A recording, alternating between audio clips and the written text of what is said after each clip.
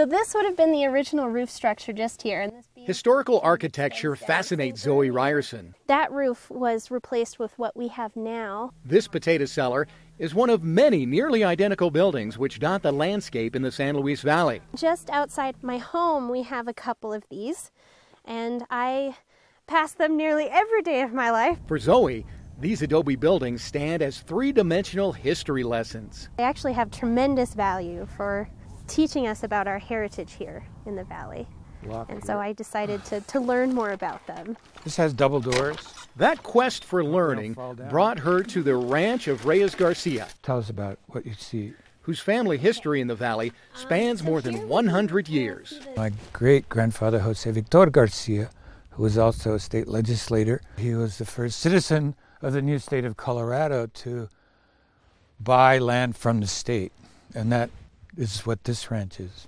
It's a unique history. This ranch, my house, and the potato cellar, they all are a cultural unit. Potato production in the San Luis Valley quickly reached commercial proportions. You're looking for almost like a refrigerator temperature. You're looking for something that stays quite cool to help preserve your potatoes and to reduce shrinkage.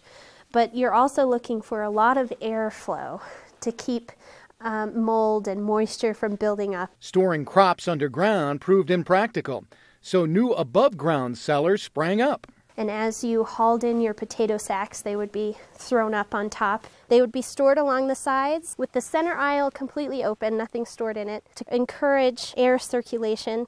The adobe walls of these cellars played a critical role in maintaining those conditions. We have a really nice example here of the double-walled adobe structure, which is actually hollow through the center part. That interior airspace created an extra layer of insulation, keeping inside temperatures relatively even regardless of the weather outside. I've been here when it's 50 below zero, and you can go in there and it'll be above freezing. These buildings were more than just storage.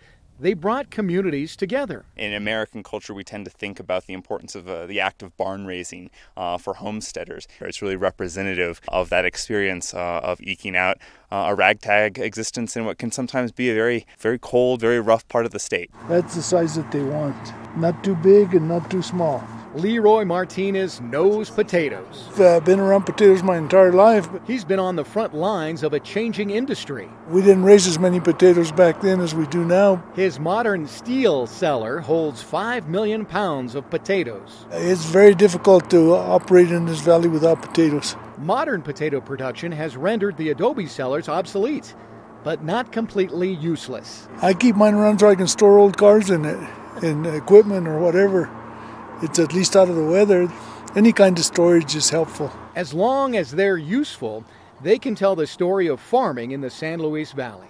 These buildings actually afford historians and archaeologists in general a tremendous opportunity to be able to study kind of a unique period in American agriculture. Thinking about how ongoing use of buildings like this connects to the present is, again, a sort of an exciting way for thinking about how the past is still very much a part of the present in Colorado today.